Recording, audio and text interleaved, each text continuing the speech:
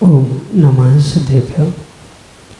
नमो नमः सत्हितं कराय वीराय भव्याम्बुजभास्कराय अनन्तलोकाय सुराजिताय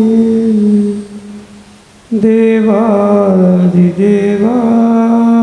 नमो जिनाय देवादिदेवाय नमो जिनाय। पंचपरष्टि भगवान की परम पूज्य आचार्य भगवंत गुरुवर विशुद्ध सागर जी मुनि महाराज जी की, परम पूज्य मुनि श्री सुप्रभ सागर जी महाराज जी की,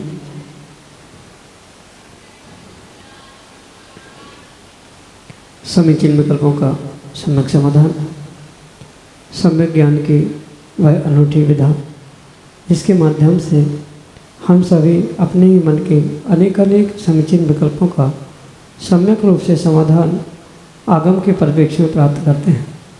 और वही सम्यक समाधान हमारे आत्म कल्याण के लिए कार्यकारी उपाय होता है, क्योंकि मन विकल्प हमारे मन का और उसका सम्यक रूप से समाधान परम पूज्य मुनिश्री द्वारा आगम के परिप्रेक्ष्य में प्रदान किया जाता है। और जब विकल्प हमारे मन का होता है और उसका जब तक हमें समाधान प्राप्त नहीं होता तब तक कहीं ना कहीं कोई ना कोई विकल्प उत्पन्न होता ही रहता है। और परम पूज्य आचार्य भगवंत गुरुवर विशुद्ध सागर जी महाराज के मंगल सुभाषित से परम पूज्य मुनिश्री सुप्रभ सागर जी महाराज द्वारा आपको वह अनूठी विधा प्रदान की गई है जो निश्चित ही आपके कल्याण का पथ प्रशस्त कराने वाली है।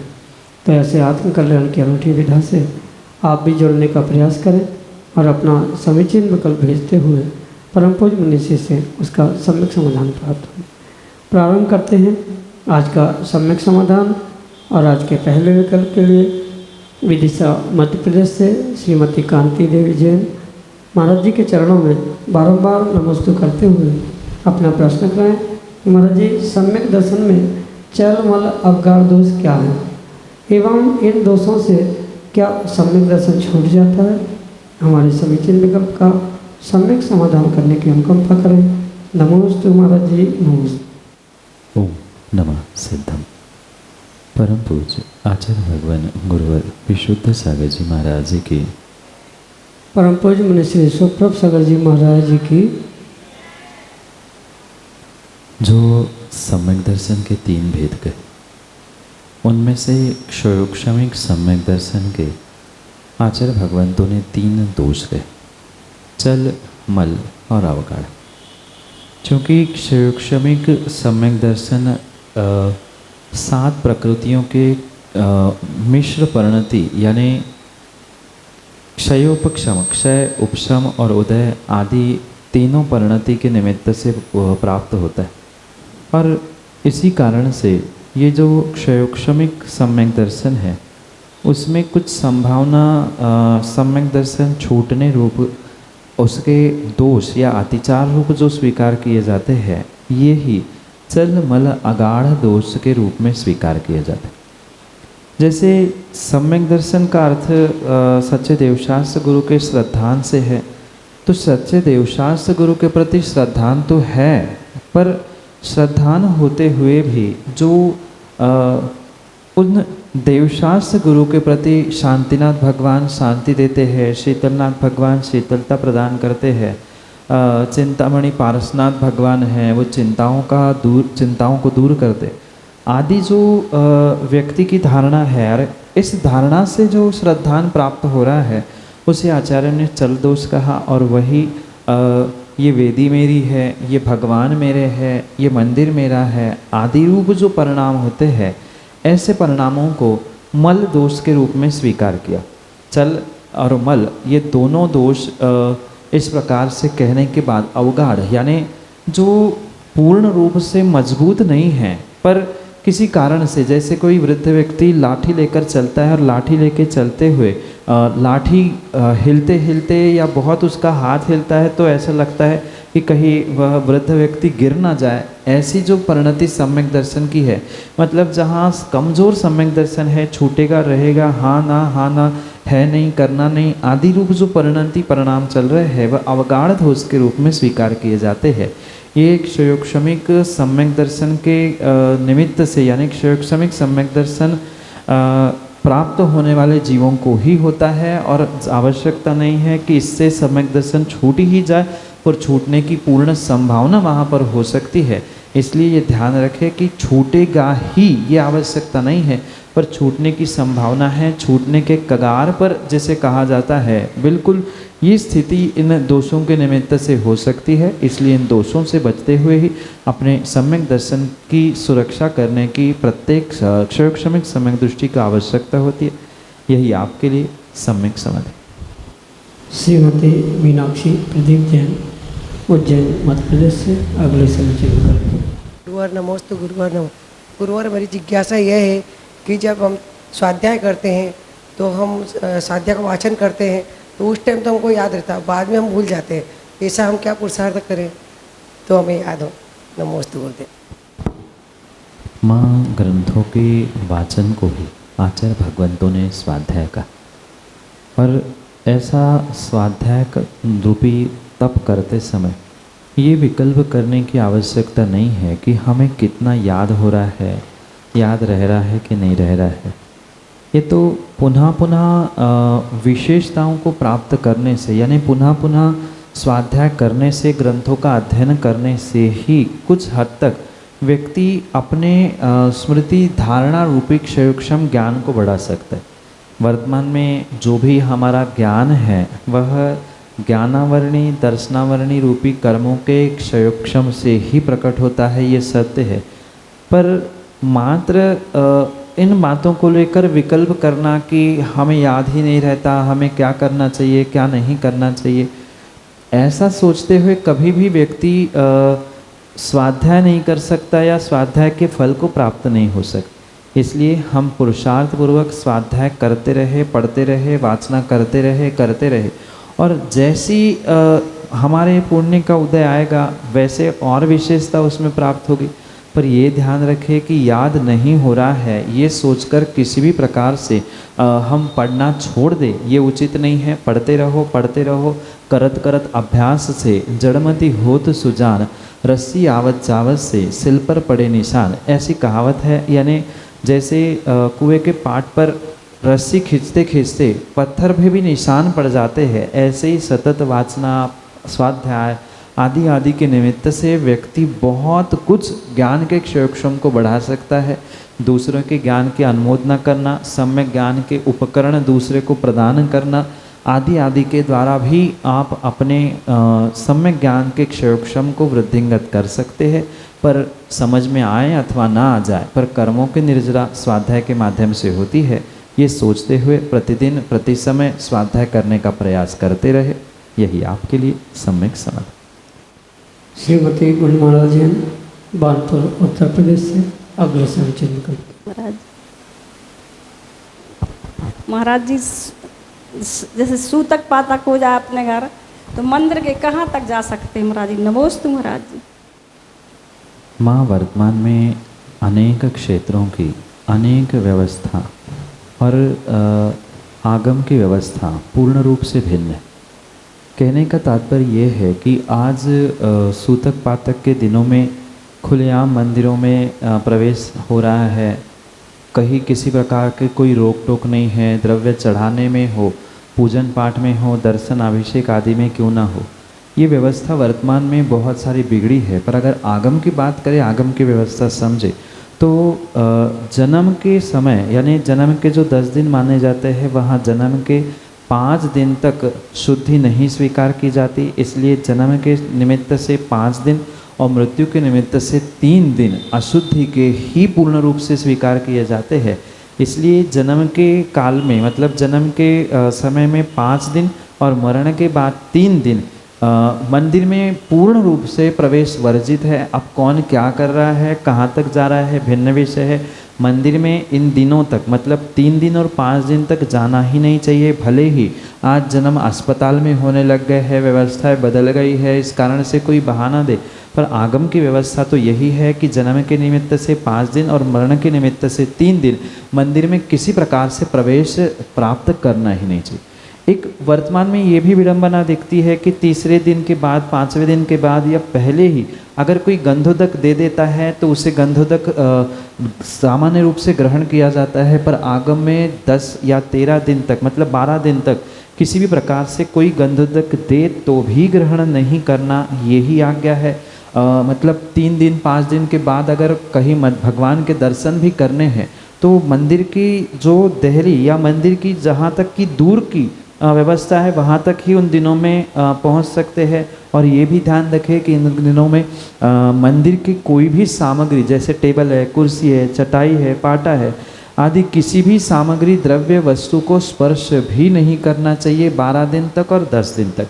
3-5 दिन की तो व्यवस्था समझिए, उसके अलावा भी मंदिर में अगर प्रवेश भी किया है, मर्यादा से भी है, तो मंदिर की किसी भी वस्तु को स्पर्श नहीं करना चाहिए। हाँ, ये सत्य है कि बिना दर्शन के पानी नहीं पीना चाहिए, पर इसलिए मंदिरों में पहले मानसतम आदि की व्यवस्थाएं होती थी।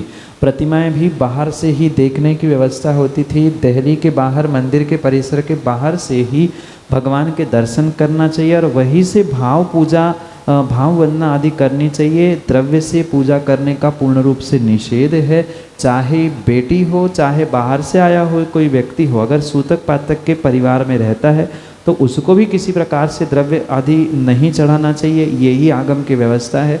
कौन क्या कर रहा है ये उसकी व्यक्तिगत व्यवस्था हो सकती है, पर स्पष्ट रूप से ये ध्यान रखें कि 3 दिन और 5 दिन मंदिर में प्रवेश ही नहीं है। बाद में प्रवेश भी मर्यादा से मतलब वेदी और गर्भालय से काफ़ी दूर बैठकर मात्र दर्शन करना, मंदिर के किसी भी द्रव्य सामग्री को स्पर्श नहीं करना। इस प्रकार से ये सूतक पातक की व्यवस्था आगम में वर्णित है, जो कि आपके लिए सम्यक समाधान से। उज्जैन मध्य प्रदेश से देशना बुखारिया अगले समय कर। नमोस्तु महाराज जी, मेरा प्रश्न ये है कि कायोत्सर्ग में 9 बार ही रमकार मंत्र क्यों पढ़ते हैं? नमोस्तु। कायोत्सर्ग का अर्थ होता है अपने शरीर के ममत्व का त्याग करना, और सामान्य रूप से जो कायोत्सर्ग करे, कायोत्सर्ग करना चाहिए आदि कहा जाता है। वहाँ पर ये ध्यान रखें कि कायोत्सर्ग का अर्थ शरीर के ममत्व का त्याग तो है, पर सामान्य भाषा में 9 बार नमोकार पढ़ने को भी कई बार कायोत्सर्ग कहा जाता है। कायोत्सर्ग करो मतलब 9 बार नमोकार पढ़ो। तो ये व्यवस्था आगम में बताई गई है कि कायोत्सर्ग के साथ 9 बार नमोकार मंत्र पढ़ना चाहिए, और कम से कम 9 बार इसलिए कहा है कि जो व्यक्ति पाप करता है मन वचन काय और कृतकारित अनुमोदना, मन मतलब मन से, वचन यानी मुख से, और काय यानी शरीर से। कृत यानी स्वयं करना, कारित यानी दूसरों से करवाना, और अनुमोदना यानी जो कर रहा है उसकी प्रशंसा करना। तो 3 गुना 3 9 होते हैं, और 3 गुना 3 कम से कम इतनी पापों से तो हम बचे, मन वचन काय से और कृतकारित अनुमोदना से किए गए पापों से हम बचे। इसी उद्देश्य, इसी अभिप्राय से कम 9 बार नमोकार पढ़ते हुए कायोत्सर्ग करना ये व्यवस्था बनाई गई है।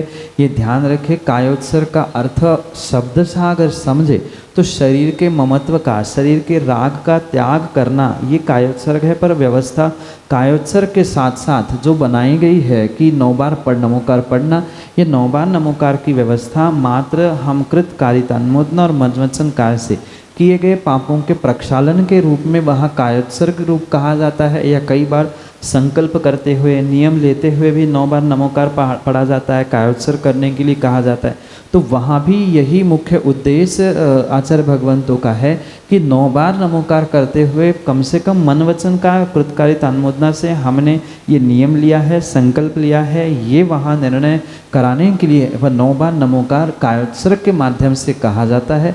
आवश्यकता नहीं है कि कायोत्सर्ग 9 बार ही नमोकार से हो, एक माला का भी कायोत्सर्ग हो सकता है, 54 बार नमोकार फिरने से भी कायोत्सर्ग हो सकता है। पर ये व्यवहार में आया हुआ, जैसे सामान्य भाषा में ट्रेंड में जो चल रहा है, ऐसे ट्रेंड बन चुका है कि कायोत्सर्ग यानी 9 बार नमोकार मंत्र पढ़ना, यही आपके लिए सम्यक समझ।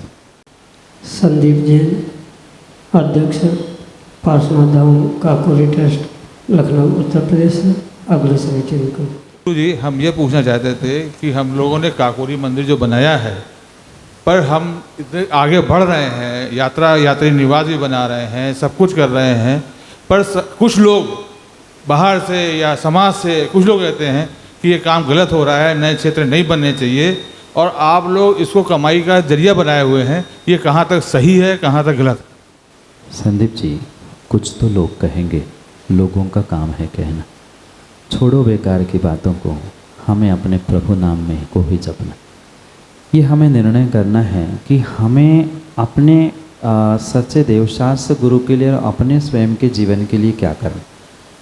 जैसे कुछ दिन पहले भी मैंने कहा था कि आप अच्छा करो तो दुनिया कहेगी, आप नहीं करो तो दुनिया कहेगी।